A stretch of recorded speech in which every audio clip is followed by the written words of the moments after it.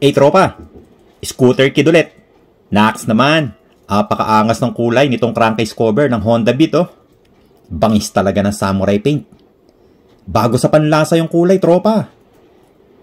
Kung interesado kang malaman kung paano at kung anong kulay ng samurai paint ang ginamit ko dito, watch mo yung buong video, tropa. Blue over blue din to, kaya lang iba yung kulay ng top color. Bago natin simulan, shout out sa Samurai Paint Philippines. Tara tropa, simulan na natin to. Let's go! At meron tayo ditong Honda Beat crankcase cover mga tropa. So dati na to naka hydro dip no, naka carbon hydro dip. So para maiba naman, kukulayan natin to, pipinturahan natin to mga tropa para magmukhang maangas. Kasi kung mapapansin nyo no, yung pagka hydro dip nito medyo saliwa. So ito yung sinasabi ko, pag nakakabit na, nakita nyo yung pattern, magkaiba yung angulo niya. So ang pangit tignan kapag nakakabit na.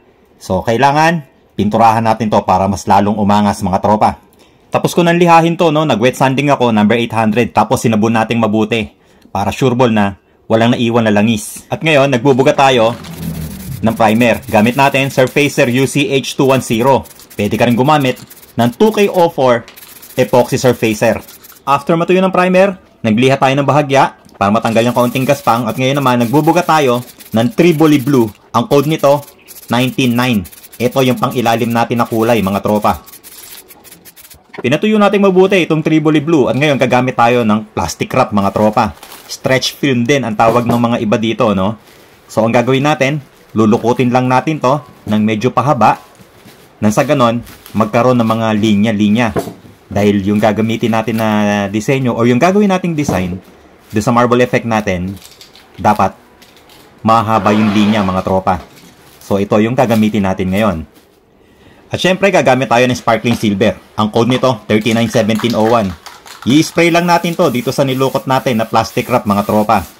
Pagkatapos idadampi natin dito sa crankcase cover natin.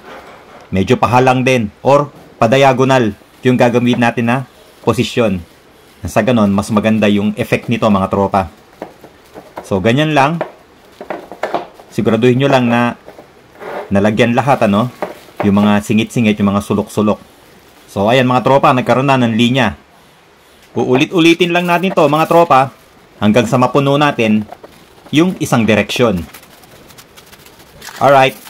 And then, after mapuno ng isang direksyon, pakabila naman yung gagawin natin mga tropa para magmukha siyang X pattern, sali-saliwa na yung mga linya niya. So ito mga tropa, pakabila naman. So ganun din ano, paulit-ulit lang hanggang sa medyo mapuno na siya. So titignan nyo rin kung maganda siyang tignan ano. So ayan mga tropa, pinupuno na lang natin yung mga singit-singit na sa ganun maganda siyang tignan. At ito na itsura niyan mga tropa. Silipin nyo muna bago tayo mag-apply ng panibagong kulay. So ito na itsura nung inilagay natin na marble effect na ang ginamit natin is sparkling silver. So tignan nyo mga tropa, ang ganda niyang tignan. So pinatuyo natin maigi to. Tara tropa, bugahan na natin to ng kulay. At ito yung gagamitin natin mga tropa. Ito yung sinasabi ko sa inyo na bago sa panlasa natin. Blue Chill. Ang code nito, Y640. Ito yung pinahulaan natin kanina mga tropa, no? So, sa post natin kanina, pinahulaan natin kung ano yung ginamit natin na kulay. So, ito yon, Blue Chill Y640. At ang nakahula nito, si Tropang Khalil.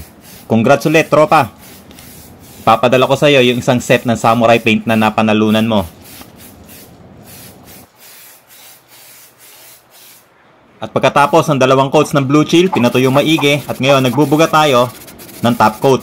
So, ito na yung finishing natin, ano? Gamit natin, Clear 1128. After ko magbuga ng dalawang coats ng clear, mga tropa, pinatuyo ko yan maghapon.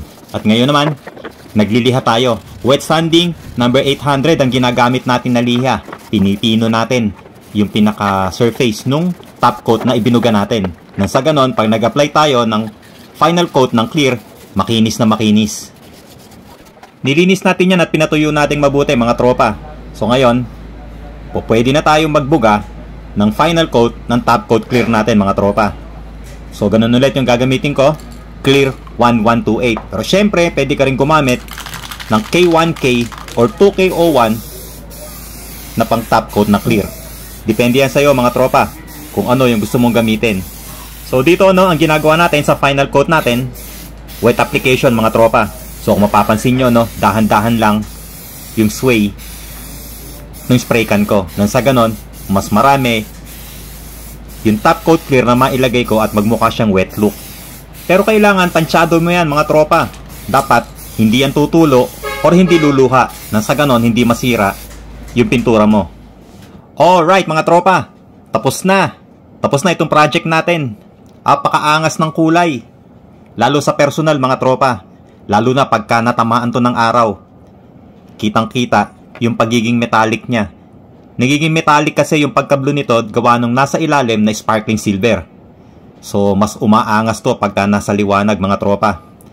So, ayan mga tropa Sana may napulot ulit kayong idea. Sana nakakuha ulit kayo ng kaunting kaalaman kung paano gumawa ng ganitong kulay. Siyempre, hindi matatapos tong video na to kundi tayo magpapasalamat sa lahat ng followers, subscribers, at star senders ng Scooter Kid. Maraming salamat sa inyong lahat mga tropa. At doon naman po sa mga nag-i-inquire na gusto magpapintura, hindi po tayo tumatanggap ng paint job mga tropa. Nag-share lang tayo ng mga idea, paint tricks, at kung ano-ano pa gamit ang samurai paint. So, ayan mga tropa, sana nagustuhan nyo itong vlog na to. At syempre, big shoutout sa Samurai Paint Philippines. Maraming salamat mga boss. So, paano mga tropa? Kita-kits ulit tayo next video. Ride safe palagi. Peace!